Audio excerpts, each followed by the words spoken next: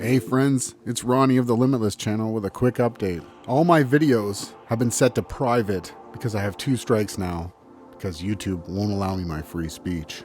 So I'll be uploading the videos again, one at a time, putting them into playlists, and I'd love for anyone who enjoys the content to please leave a comment and share. If you don't already know, Jason and I podcast over on the Awake Souls YouTube channel, and we would love to have your support over there. And we also use Facebook at Beyond Flat Earth, and we're on Telegram. You can search us at Reality Check at Telegram. This is an older video that I did when I was under the name Event Skeptic, and it's an interesting topic about morphic resonance. Please ask any further questions or leave your thoughts in the comments. We'll see you over on the live streams, Awake Souls.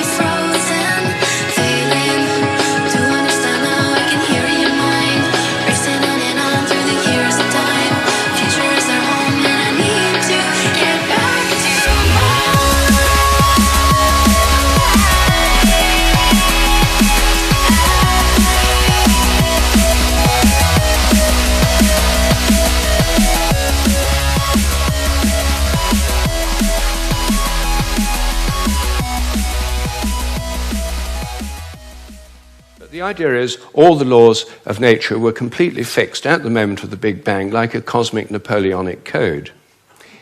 As my friend Terence McKenna used to say, modern science is based on the principle, give us one free miracle and we'll explain the rest.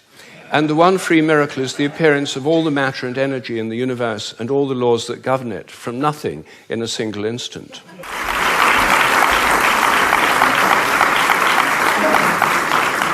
The science delusion is the belief that science already understands the nature of reality in principle, leaving only the details to be filled in.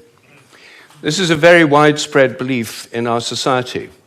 It's the kind of belief system of people who say, I don't believe in God, I believe in science. It's a belief system which has now been spread to the entire world.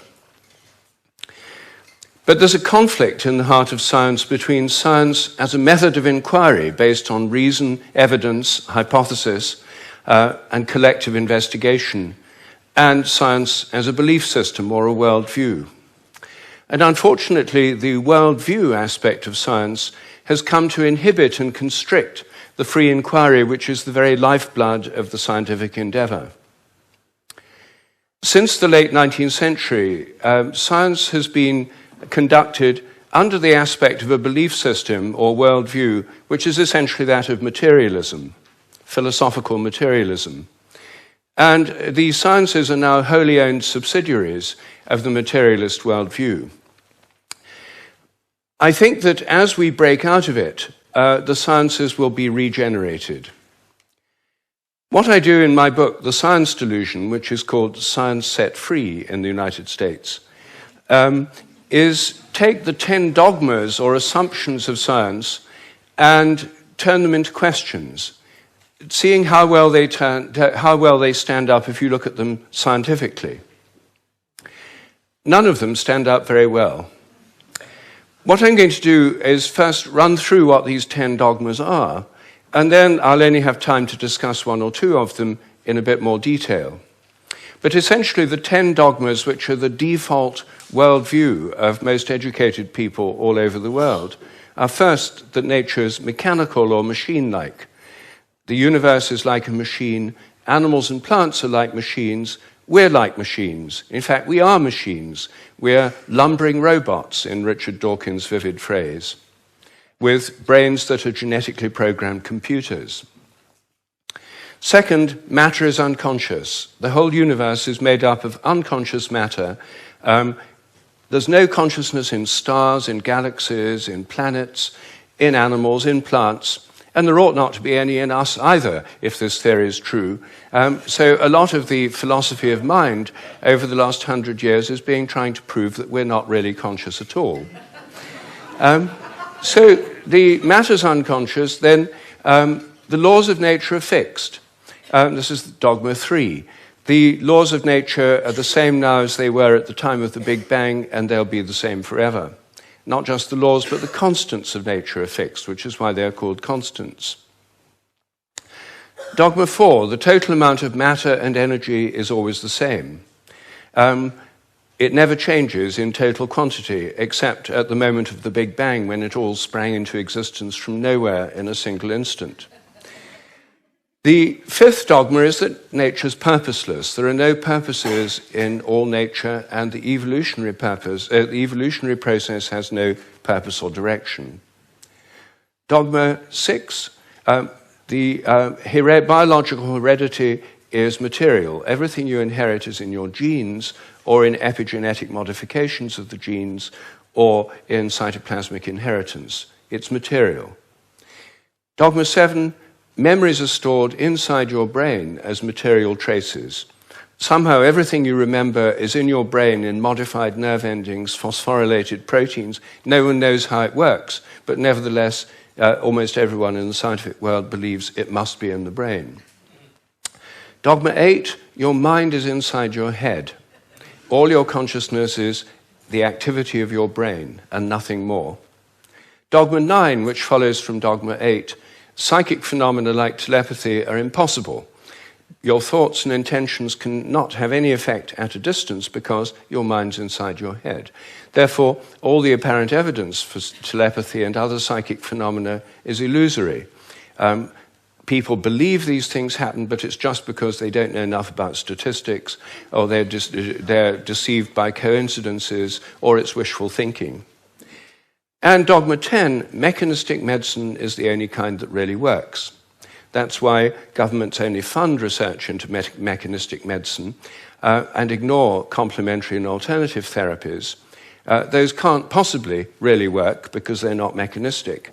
They may appear to work because people would have got better anyway, or because of the placebo effect. But the only kind that really works is mechanistic medicine. Well, this is the default worldview, which is held by almost all educated people all over the world. It's the basis of the educational system, the National Health Service, the Medical Research Council, governments, and it's just the default worldview of educated people. But I think every one of these dogmas is very, very questionable. And when you look at it, they fall apart. I'm going to take first the idea that the laws of nature are fixed. This is a hangover from an older worldview before the 1960s, when the Big Bang theory came in. People thought that the whole universe was eternal, governed by eternal mathematical laws. When the Big Bang came in, then that assumption continued, even though the Big Bang revealed a universe that's radically evolutionary, about 14 billion years old, growing and developing and evolving for 14 billion years, growing and cooling, and more structures and patterns appear within it. But the idea is all the laws of nature were completely fixed at the moment of the Big Bang, like a cosmic Napoleonic code.